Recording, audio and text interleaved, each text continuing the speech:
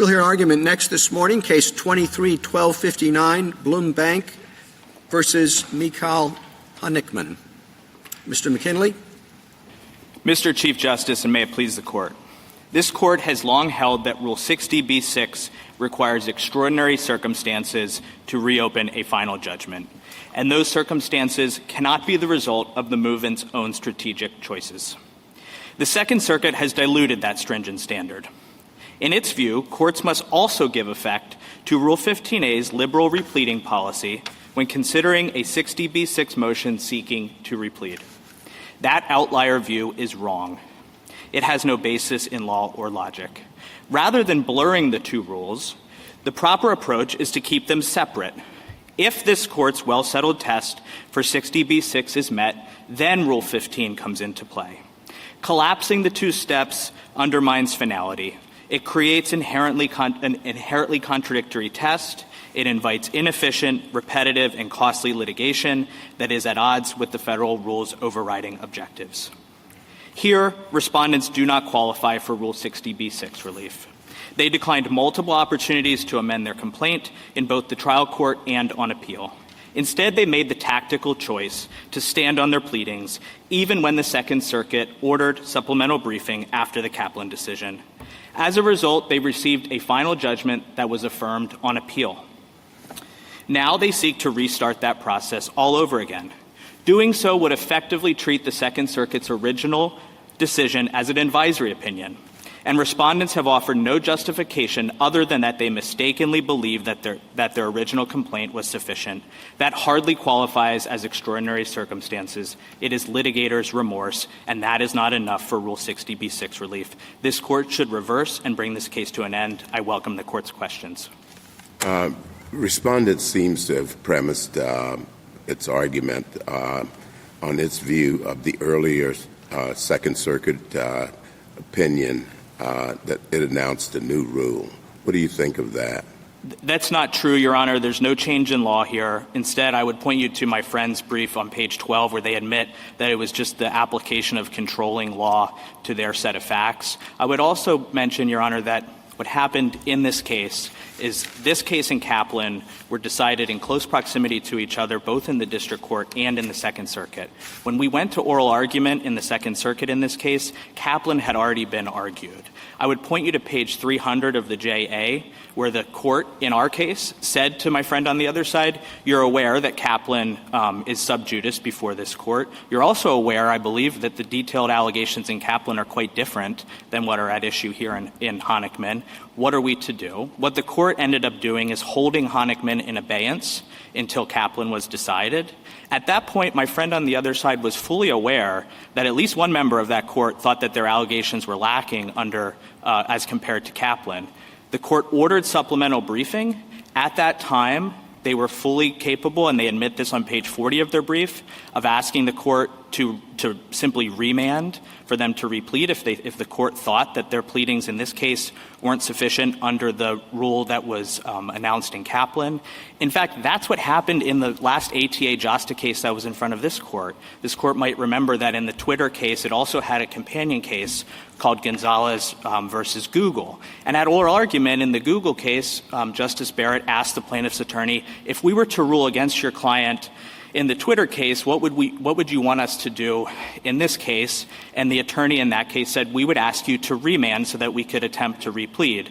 The court ended up doing that in the Google case. It, of course, pointed out that even in that case, the plaintiff had possibly waived their ability to amend because they sought review rather than amending when the court gave them the opportunity to. But that shows that they could have done that in this case. There was no controlling law. It was a mere application. If they had wanted another opportunity in the most efficient way that would have made sense, they could have done exactly what the attorney in Google did. And not only could they have done that at oral argument, when Judge Wesley at page 300 of the JA pointed out that their pleadings came nowhere close to Kaplan, they had a brief that they could have filed in the case, or that they did file, where they didn't ask to replead. Instead, they said exactly what they said in the district court, which is, we're happy to go forward on our pleadings. Please render a judgment in our case. Having done that, that is their tactical choice under Ackerman and a number of other cases from this court. It's clearly not enough to come in and say under Rule 60b-6, oops, I made a mistake, I want a chance to replead now. That makes sense with the structure of the rules. In Liljeburg and a number of other cases, including Crosby, this Court said the reason you can't have a mistake or excusable neglect or some inadvertence that justifies 60b-6 relief is because all of those things are available under B-1, and B-1 has a very strict one-year limitations period. Counsel, you're addressing a question that wasn't the question presented. The question presented was, does 15b get folded into 60b the way the Second Circuit said? And the answer to that you're asking us to say is no. But you're in answering Justice Thomas, you want us to go a step further and actually look at the facts here and say there weren't extraordinary circumstances, correct? I'd say a few things on that, Your Honor.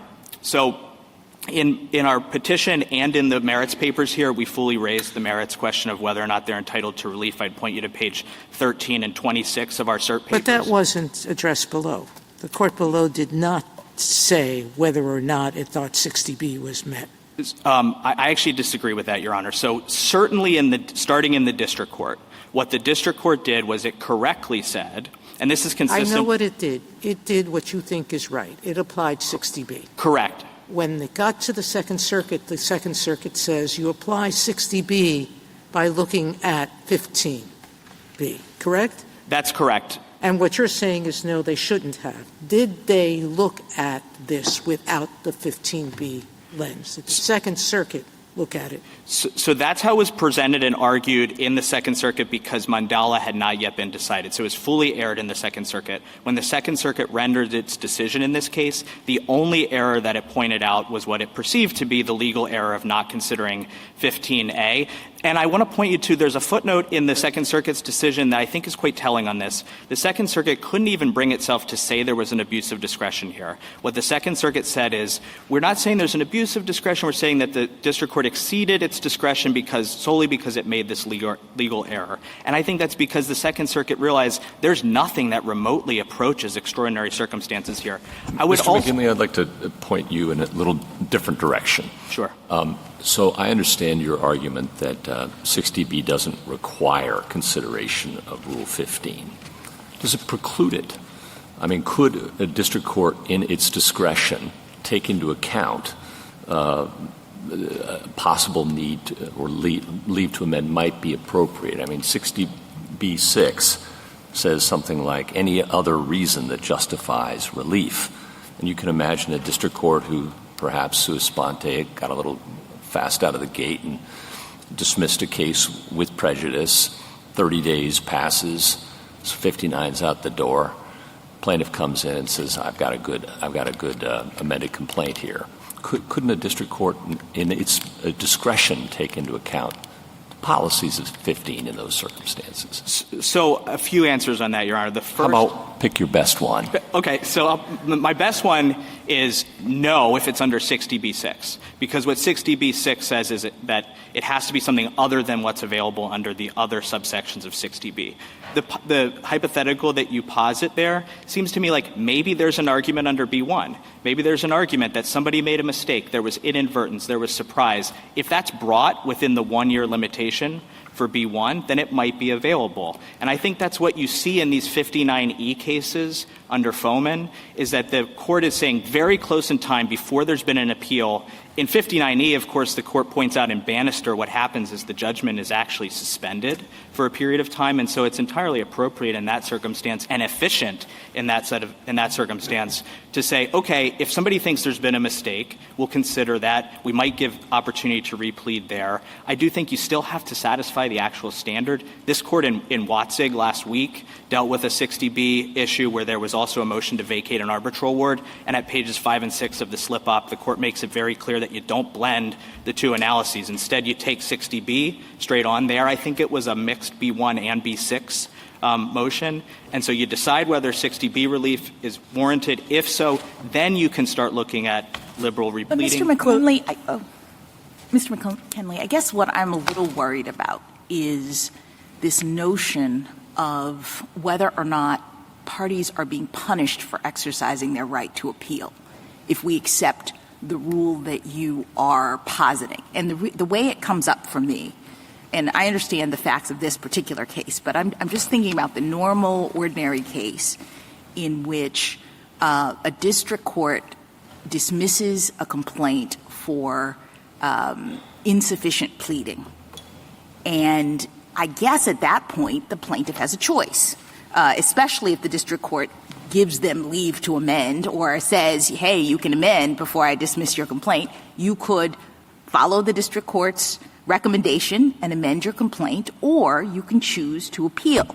You can say, no, I actually think my complaint is sufficient, and I would like a court of appeals to weigh in on that.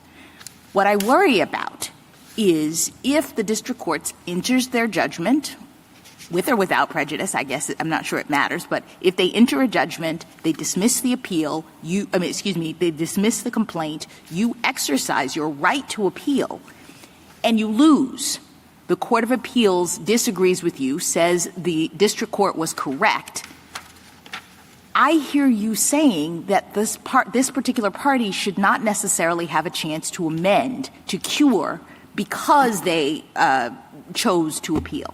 And I'm worried about that. So it's not quite what I'm saying. And I think what I'm actually trying to say might assuage your concerns, because what I'm saying is what a party can't do is say, I want to stand on my pleadings no matter what, whatever the decision is, and then file a Rule 60b-6 after. Why not? If they're not, what they're saying is, I disagree with you, district court, that my pleading is insufficient, and I have a right to go to the Court of Appeals to have them weigh in.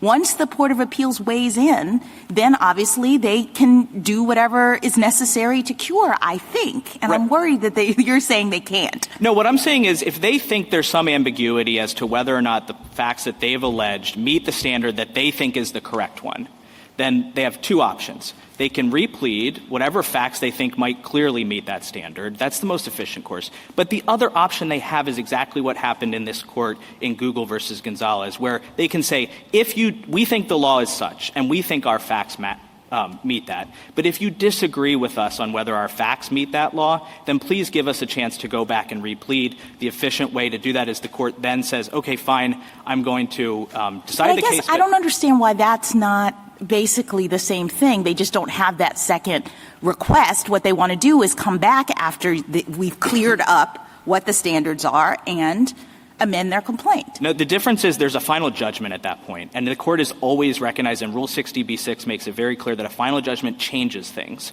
And once there's a final judgment, then you have to satisfy one of the— But I guess it's a final judgment only insofar as the district court at the beginning, when it issues the judgment, understands that this is about pleading. Most district courts say, you're going to have leave to amend this complaint. It's not final in the sense of you forfeit your ability to bring this claim. And I guess what I'm worried about is that you are making the ability to bring the claim contingent on whether or not you pursue your right to appeal. You're saying it's okay to amend if you don't appeal, but if you appeal and you lose, you're not going to be able to amend anymore. And I think that burdens the right to appeal in a way that is not exactly the way these rules should be read. Yeah, respectfully, I disagree, and because, I think what we're really saying is when you have opportunities to ask, you have to ask at a bare minimum to satisfy 60b-6. Remember what happened in Crosby, where this court said even an actual change in law that changed the statute of limitations, that opened the window for the petitioner there to take advantage of the statute of limitations, the court said no 60b-6 relief because you could have asked a court to overrule the Artus decision and you didn't. You could have filed a cert petition at this court, which of course is always discretionary for the court to grant it, but that was the basis on which the court said no extraordinary circumstances. So I don't think we're burdening the right to appeal. Instead, what we're doing is saying that a party doesn't get an opportunity at a dress rehearsal where they can say, we're going to plead the bare minimum set of facts that we think can satisfy the law as we see it, take a defendant all the way through motion to dismiss or summary judgment or trial or whatever it might be, go up to the Court of Appeals, tell the Court of Appeals we want it to decide the question on the set of facts that we've pled. No, but doesn't it matter if it's just the motion to dismiss? If the judgment comes after the motion to dismiss, we haven't had full litigation of the claim. We're in a situation in which really the core dispute is over whether or not they have pled sufficient facts to meet whatever standard it is. And the Court of Appeals says, no, you haven't. it's weird to me that after a ruling of the Court of Appeals saying your pleading is insufficient, the party goes back to the district court to say, okay, we have this ruling now, we're ready to amend. I don't understand why they forfeit their claims ultimately because in if that they situation. I apologize, Your Honor. Yeah. Because they haven't diligently pursued it in the forum where they could have, which is the Court of Appeals. They can say to the Court of Appeals, here's what we think the rule is. Here, we think our facts satisfy the rule. In this case, they had supplemental briefing that allowed them to do it. I'd also point out same counsel in Kaplan as in this case. In Kaplan, they ended up surviving a motion to dismiss because they pled facts that survived it. So the notion that they had no clue how to plead some set of facts that could satisfy the standard they were advocating is just fanciful. But also, there's no suggestion here that the facts that they claim that they want to now inject into the case weren't available to them. And so allowing them to do it now not only puts 60B6 at odds with B1, but it puts it at odds with B2. What B2 says is that you can, within a year, seek to reopen for facts that were not previously available to you despite diligent efforts. Here, they admit the facts were available to them. They admit that they didn't plead them. They didn't raise them to the Second Circuit when they had a chance to do it after Kaplan. And so I just don't think that they can then come in and say, how could we have known? Now we need the extraordinary medicine of 60B6 relief. And Mr. McKinley, can I just make this more abstract, take it out of the facts of this case, and go back to the question that Justice Gorsuch asked, which I understood to be something like the following. Look, get your principal argument that Rule 60 is Rule 60 and Rule 15 is Rule 15, and there's not like some strange combination in the way that the Second Circuit thought here. But is Rule 60B6 flexible enough so that a court can, in appropriate circumstances, and maybe this case is not one of those, but I really want to think about this in the abstract, in appropriate circumstances, take into account matters relating to amendment, like whether the party has had a sufficient opportunity to amend. And I understood you to say to Justice Gorsuch, well, they couldn't do it in a way that evades 60B1 or other of the year-long provisions, and that seems totally right, black-letter law. But if we put that aside, say that this isn't something that falls neatly into another 60B provision, why is it that you seem to be saying you can't even think about amendment in the 60B6 inquiry, and that seems wrong the other way. Like, why not think? It's a high bar, extraordinary circumstances, but there's also a lot of latitude in what you can consider, or so I thought.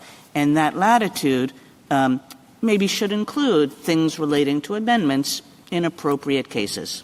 So, yeah, and I don't want to overstate our position because I don't think it's quite that you can never consider the fact that it's a 60B6 in order to amend.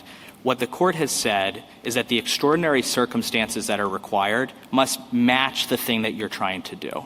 And so if somebody comes in and says, I want to amend and I want to have that opportunity through 60B6, they have to show extraordinary circumstances that justify that desire to amend. You don't let liberality bleed into the analysis because that's just not appropriate at that stage.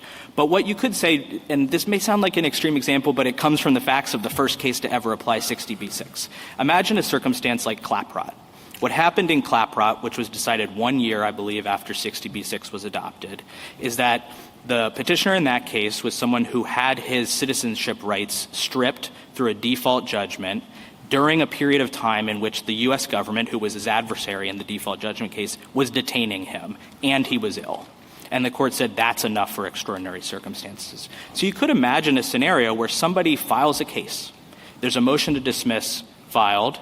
Maybe they even oppose that motion to dismiss. They go abroad. They fall ill. They never find out that the court has granted the motion to dismiss but granted them leave to replead. They don't do anything in time. The court enters a default judgment that becomes final.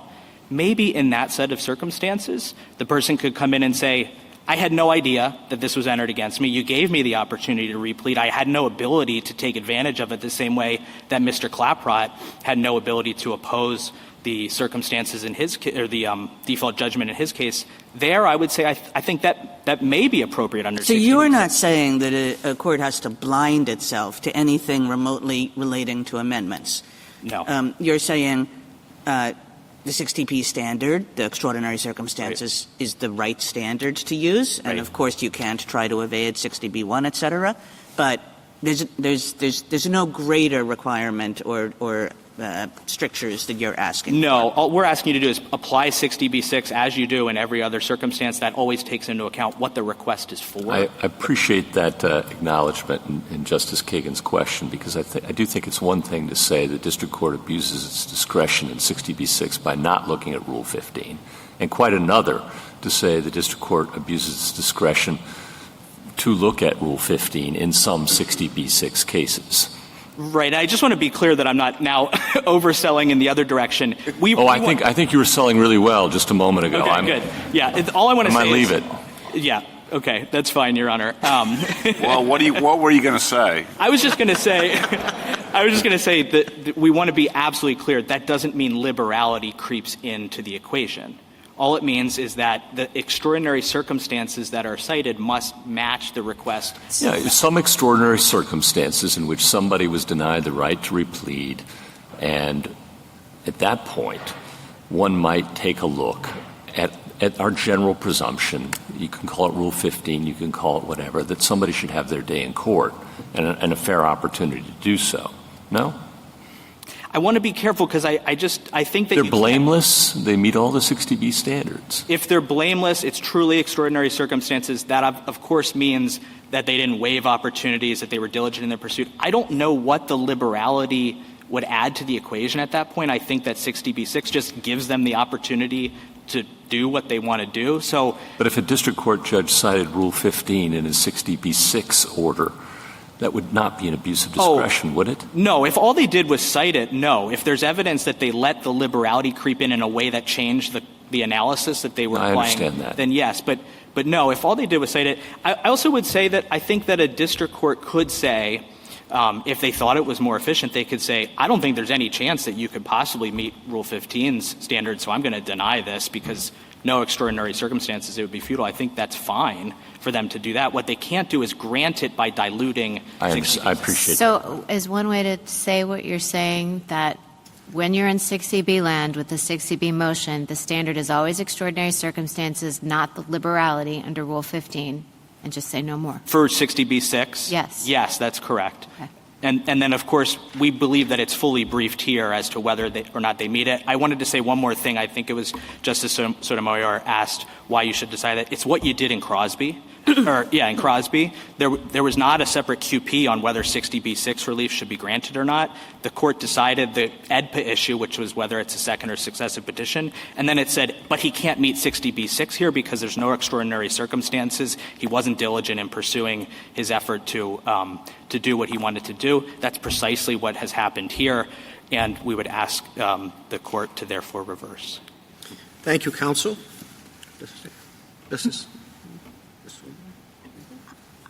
Anything further? I have a question. Sure. Yes. I guess what I'm still a little worried about is that you are characterizing the choice to appeal the district court's determination about the sufficiency of your pleading as a tactical waiver of your ability to amend if the Court of Appeals disagrees with you. And I'm worried about that. So let me give you a hypo. So you have a plaintiff who files a complaint that he thinks is sufficient. The district court signals, no, I actually think it's not. The law is such and you haven't pled enough facts, but I'll give you the ability to amend. And the plaintiff says, no, with respect, Your Honor, I really do think it's sufficient. I have a right to appeal your ruling. If you'd like to rule that my complaint is dismissed, do so, and we'll go to the Court of Appeals to get a ruling on that. They go to the Court of Appeals, and the Court of Appeals agrees with the district court. What I don't understand is a rule, whether it's Rule 60B or 15 or whatever, that prevents, under those circumstances, the plaintiff from curing by pleading the facts that he originally thought and mistakenly thought were not necessary. I don't know why he forfeits, then, the opportunity to proceed with this litigation, having gotten now a clear ruling from the Court of Appeals about what is required. So I'd say in that circumstance where there's never a request to replead either in the trial court or in the Court of Appeals, I think that's Ackerman, which says that if you make a tactical decision to induce the court to do something or you make a tactical decision not to do something. But why is the tactical decision choosing to appeal the district court's ruling? That's my question. No, it's choosing not to plead the facts that you think might have satisfied even the rule that you're advocating. That's what happened here. I would also point out here, and I point you to JA 171 through 185, we raised all of the issues that they say that they No, I don't want this case. I'm just trying to understand. Can I just change the hypo a little bit? What if the Court of Appeals actually partially agrees with the plaintiff and changes and says, neither of you is right. The district court said you needed to do a whole lot more. We don't think that's the case. You only need to plead some subset of facts. Right. In that situation, does the plaintiff get to go back and do what the Court of Appeals says is now required? They can ask to do so. They admit this on page 40, I believe, of their brief, that they could have asked the Second Circuit to do that. That's what happened in the Google case. It's what happened in the Schwab case that they cite. But if they don't, you're saying they can't go to the district court and ask? Not on a 60B6. Now, I mean, the other thing they could have done here, and I'm not just trying to make this about this case, I'm saying a plaintiff, even in the circumstances that you're positing, say they mistakenly think that they can meet even the standard that the Second Circuit or the Court of Appeals is advocating, but the court rules against them. They could file a rehearing motion, and they could say, Your Honors, we're sorry, we should have asked you at the outset, but we're asking you now. We think there might be facts that could replead. Obviously, they're going to have to labor under the rehearing standard at that point, but that's still better than a 60B6, which is an attack on a final judgment that's already been affirmed on appeal. Thank you. Thank you. Thank you. Thank you, Counsel. Mr. Rading? Mr. Chief Justice, and may it please the Court, the answer to the question presented is that Rule 60B6's standard does apply here, and the circumstances of this case clearly meet that standard. The plaintiffs here did everything you'd want litigants to do. They didn't waste the district court's time with futile amendments given the district court's erroneous standards. They appealed an incorrect decision, secured a corrected pleading standard and substantive legal standards from the circuit, and then, armed with those clarifications, promptly sought an opportunity to amend from the court tasked with making those decisions, the district court. The circuit acknowledged that plaintiffs faced an impossible situation, including the district court's soup-to-nuts incorrect standards, from every one of the relevant JASTA standards to the direct evidence knowledge pleading standard, which most plaintiffs could not hope to meet. And it acknowledged that the district court was confused given ambiguous circuit law on JASTA.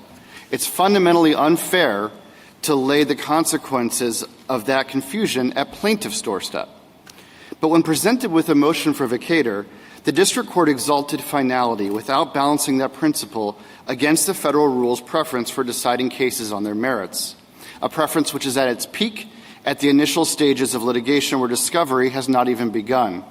The circuit recognized that the fair thing to do was to give plaintiffs a chance to meet the corrected standards in a first amended complaint.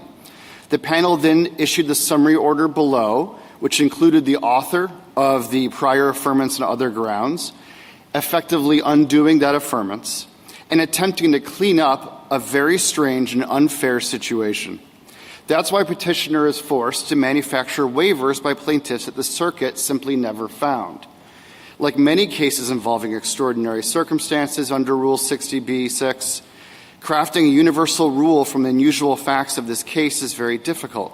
But we know that Rule 60B6 makes an exception to finality intended for unusual cases like this one. I welcome the Court's questions. Wouldn't you be in a stronger position had you taken up the district court's offer to amend your complaint? The offer from the district court was to meet the standards urged by defendant, which were entirely incorrect. And as of oral argument, included the Kaplan 1 standard for pleading knowledge, that the defendant read or was aware of the sources cited to convey knowledge. That's something that we couldn't allege, much less need to. Even if you look at the first opinion by the Court of Appeals, didn't it affirm the district court? On other grounds, Your Honor. I know, but the point was that your complaint as it stood did not even meet that standard, even if it wasn't the correct standard. It didn't meet the clarified standard that the circuit court provided. The circuit court provided a standard that, in what Judge Wesley called a law that was recasting itself in an ambiguous and evolving legal situation, that gave us, among other things, a new knowledge pleading standard, as near as we can tell. This is the public sources versus publicly available evidence distinction. And it identified specific, and I'd add non-intuitive, defects in the complaint, defects that we can remedy, but not defects that necessarily should have been obvious to us before. The other side says that once you have an affirmance of the dismissal, though, that you should have sought rehearing, asked the Second Circuit to modify the decision, to remand, and to permit you all to amend the complaint. Why didn't you do that? And why isn't that the answer? There's no obligation to do that. And in fact, in the Second Circuit, there's not only no obligation, but it appears to be a regular enough practice to go back to the district court. So, for example, in the Mandala en banc dissent, 4 of the judges of that court encouraged the plaintiffs to go back to the district court and seek vacatur under Rule 60b-6 and amendment. The same thing we did here. The Ninth Circuit in Nguyen v. United States, relying on this court's decision in Rogers v. Hill, said that so long as the mandate from the circuit doesn't say you can't amend, then you are free to go back and ask the district court for leave to do so under Rule 60. And then the Tenth Circuit also commented to this in Pierce v. Cook, telling the district court, I understand you might have been unsure if you could grant that relief, you can. Mr. Radin, if I understood your introduction, you said the right standard is the 60b-6, extraordinary circumstances, and here it's met. That's not what the Second Circuit said, is it? The summary order below, I don't think, is a picture of clarity. Well, it's kind of clear. It just doesn't say what you say it says. It says the district court erred because, and I'm quoting here, it evaluated plaintiff's motion under only Rule 60b standard. And then it says what was it required to do instead? It was, and I'm quoting again, required to consider Rule 60b finality and Rule 15a liberality in tandem. So that's to say it's not just the Rule 60b standard where the plaintiff comes in and says it wants to amend, that there's some kind of mishmash of a standard, which is Part 60b and Part 15a. And as I understood your introduction, you have given up on that. And, we seem to have a lot of people giving up on things, properly so, because we seem to have a lot of outlier positions today. And if it's an outlier position, why don't we just say the outlier position is wrong, go back and try it again?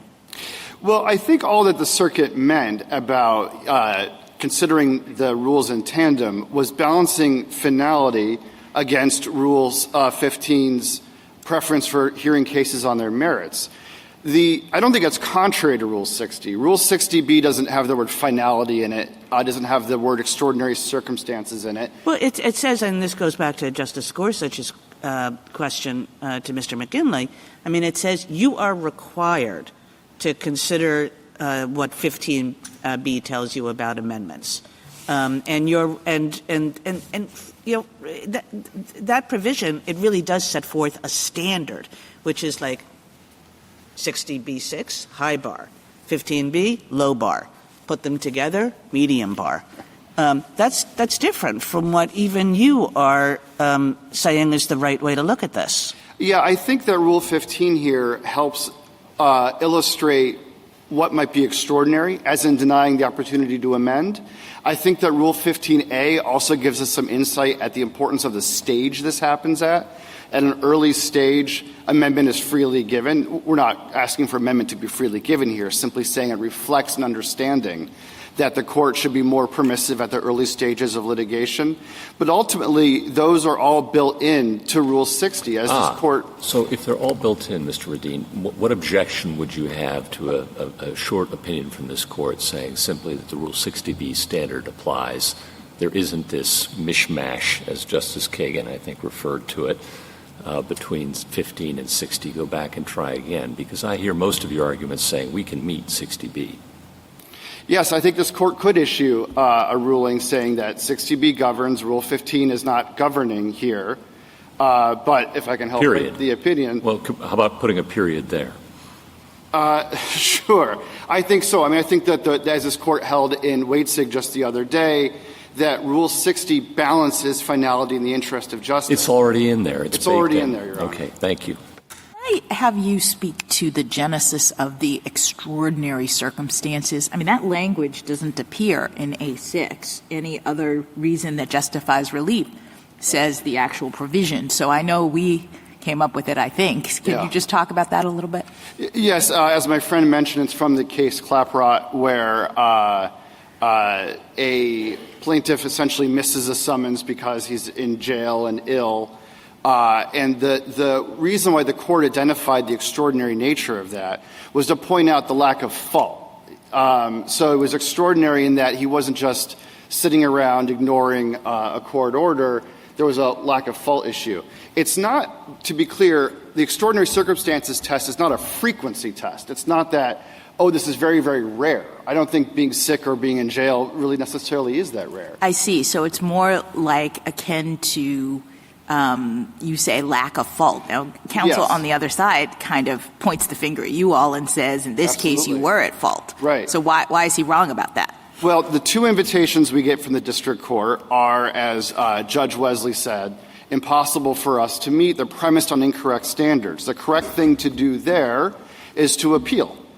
Rule 60, for example, is not a substitution for appeal. Moreover, I think it would be needless to go back to the district court and say, oh, I think you made a mistake and got every single thing wrong. The thing to do in that situation is to appeal. When we get to the circuit, why didn't we ask the circuit to amend? Naturally, we think we're right. We don't think but we have failed to meet some standard that we're advocating for. And indeed, where we fall down in the Second Circuit is in what appears to be a new knowledge pleading standard. But also, it's not the Second Circuit's job to grant us leave. Was there an opportunity for you to, as Justice Kavanaugh pointed out, ask the circuit even after they clarified? I mean, I know that there's a point at which you come to the circuit and you could have said, or in the alternative, let us amend to begin with. But then once the Second Circuit clarified, okay, so this is the standard, was that the moment at which you were supposed to ask about we could have petitioned for a panel rehearing, but as I mentioned, it seemed to be the practice in the circuit to take that back to the district court. And I don't see that there's any rule that suggests that we should be essentially punished for making a reasonable choice of who to bring that issue to. Well, I think Mr. McGinley would probably object to that on the grounds that we have a final judgment. If he didn't ask the circuit for leave, now, I'm not sure we need to get into any of this for reasons we've already discussed, but if we were to, not having asked the circuit for any further relief beyond we win or we lose, why wouldn't that normally be the end of the case?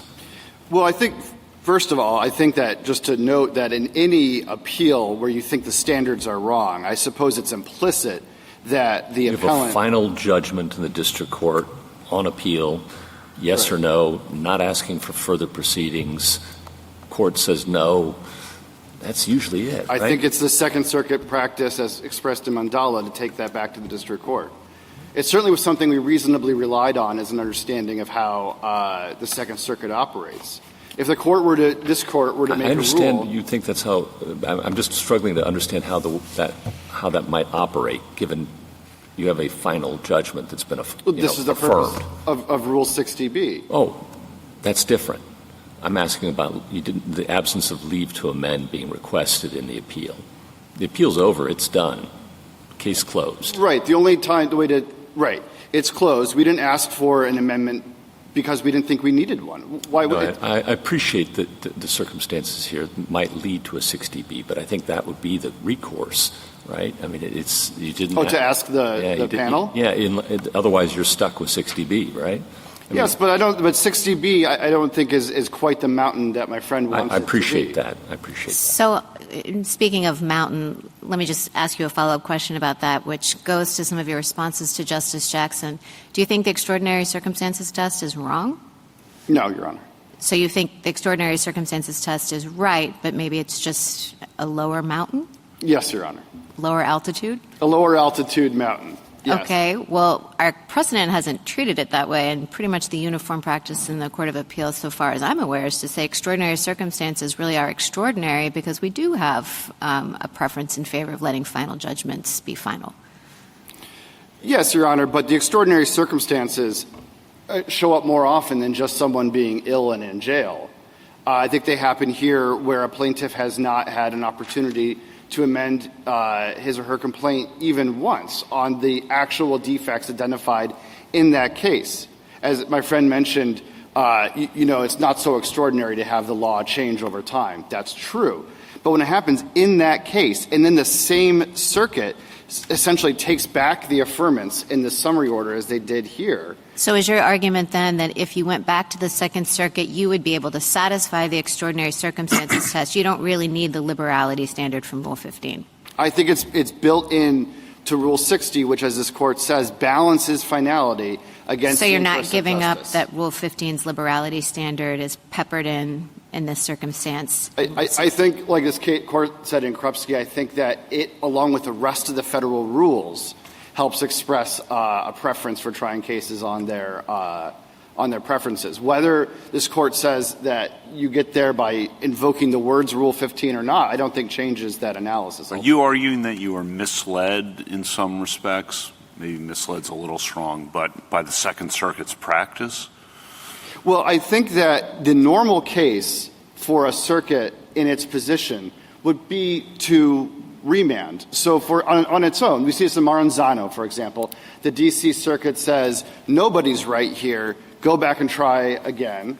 And I think that's what the circuit should have done here. I think but that's once what they affirm, you said you didn't ask for rehearing because you thought, and maybe fill in the blank there, you thought that is a decision for the district court in the first instance, which the circuit agreed with.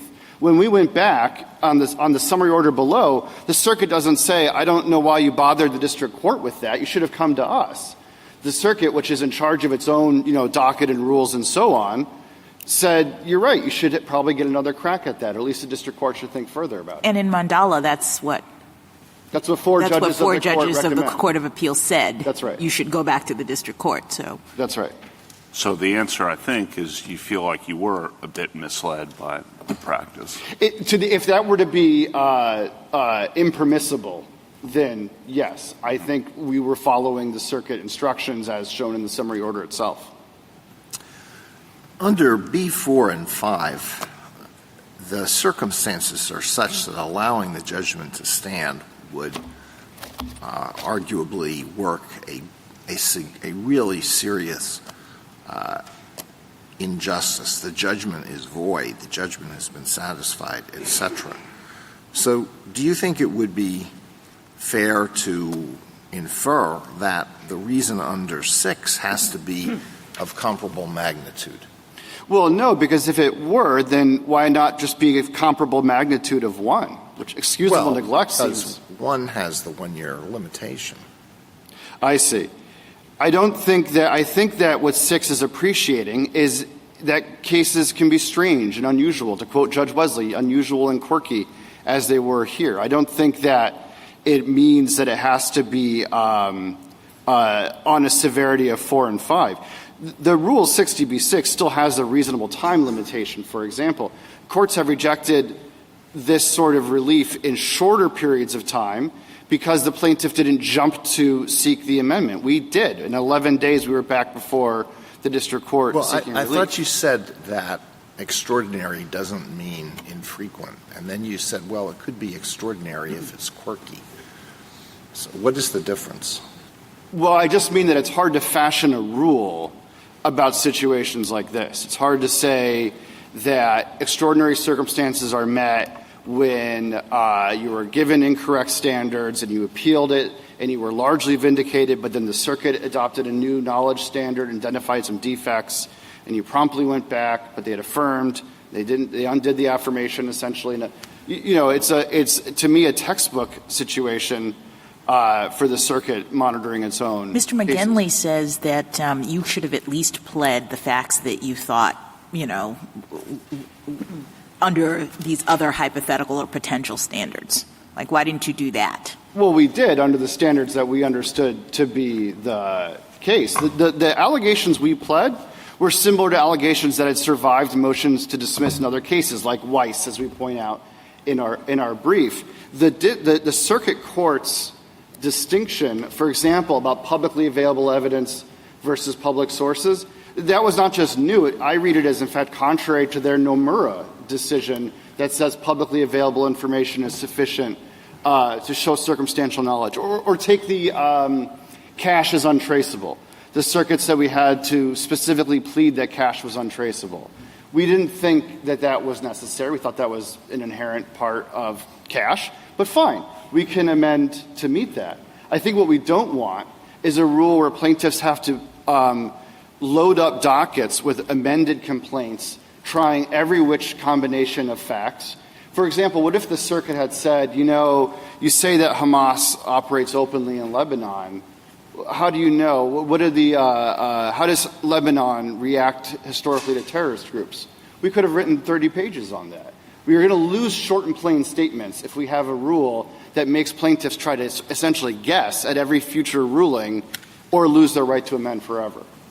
Sorry, I understood here that you came in your initial complaint and said basically they knew that these people were tied to Hamas, the people who were on their board of directors, right, the money that was given.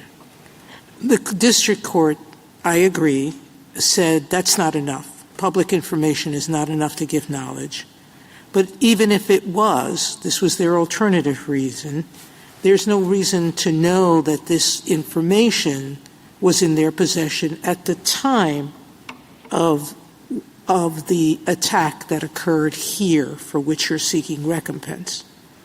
I understood when you went up to the Second Circuit agreed with you if that public information would be enough to give knowledge, but its alternative ground for affirming was, but the district court was right, none of the information was clearly present at the time the alleged aid to this attack occurred. So you could have cured that below on the first round. Nothing about that was a surprise either in the district court or the Court of Appeals, but you chose not to. Well, when the district court told us that we had to plead that BLOM or acts or statements from BLOM or BLOM employees that they had read or aware of sources, I don't think there's any benefit to us saying, well, we don't have that, but here are just some more allegations that are going to fail to meet your standards. It's a frivolous amendment at that point. We had what we thought were sufficient. And if you look at the actual defects identified by the circuit, I think they're really quite narrow. For example, the cash one, or making clear at what time people knew that Sheikh Qaradawi was the chair of the Union of Good, which we took to be clear. Those are not inconsequential facts. Those are the very essence of the case. For example, in Weiss, a case where that said it is reasonable to assume that a bank, and banks have know your customer obligations and so on, that a bank would look to foreign designations of their customers or perhaps their counterparties, and that's why the Israeli designation. But your complaint never said they had been identified at the time at issue. Oh, no. The complaint says that the Union of Good was designated by Israel in 2002, and that the counterparties, which were sending millions of dollars that BLOM was converting into cash for these entities, were designated already by Israel. The AAF, the Al-Aqsa Foundation, had been shuttered by Germany in its own headquarters in 2002 during the relevant period. HLF was a known Hamas financer that would soon get shut down during the relevant period, shut down at the beginning of the relevant period. And when that's shut down by the U.S., the bank doesn't then say, my goodness, I can't believe we've been receiving millions of dollars from this terrorist organization. What account is that going into? Who are these people? They just move right over to the next transferor, Kind Hearts, until that one's eventually shut down years later. Thank you, counsel. Sure. Mr. Thomas? Further? Thank you, counsel. Thank you, Court. Rebuttal, Mr. McGinley? I think my friend on the other side has all but conceded the Rule 60b-6 question, and I think his very first line standing before you today invited you to rule on the merits of whether 60b-6 relief is warranted here. I think everything he said shows that it's not. There are not extraordinary circumstances here. I want to point out something that didn't come up, I don't think, in either side of the arguments, but it's really worth emphasizing. The denial of 60b-6 is reviewed for abuse of discretion. And I think that's why this Court can very easily cut through and reverse entirely in this case, because there's no abuse of discretion here whatsoever. Even if my friend is right that they mistakenly thought that they didn't need to plead the facts that turned out to be necessary under the very standard that they claim that they were advocating, that's at most a mistake. It's inadvertence. It's excusable neglect under B1. I would also point out that it's just simply not true that they had no notice that those defects existed before the district court issued her decision.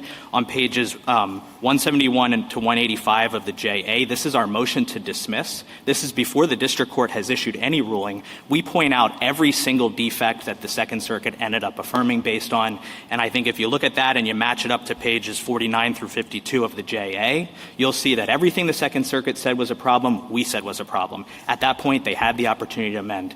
I also would say that the notion that somehow their case is the one that changed the law is fanciful, not only because there's no change of law, but really what they're saying is Kaplan was some kind of new decision that they needed a chance to address. They had a chance to address it. That was the entire point of the supplemental briefing. At page 300 of the JA, Judge Wesley said to them, same counsel as in Kaplan, he said, you recognize that your facts pled here are nowhere close to what's in Kaplan. We agree they're nowhere close to what's pled in Kaplan. Even the proposed amended complaint is nowhere close to Kaplan. As my friend's own argument shows today, all of the allegations they want to make are about non-customers, not about BLOM's customers, but about third parties. And I would point you to footnote 20 in the Second Circuit's decision, which points out that even if they fix the defects that they think the Second Circuit was talking about, they still lose, because when all you're doing is talking about non-customers with nothing more, that's not enough to plead general awareness. I'd also point out, just to make you feel a little more comfortable, I think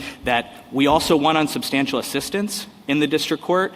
The Second Circuit didn't address it because it affirmed on general awareness. I think if you look at what was alleged, even in the proposed amended complaint, it's nowhere close to what this court required in Twitter. The problem with their case is that it simply does not meet the standards for JASTA.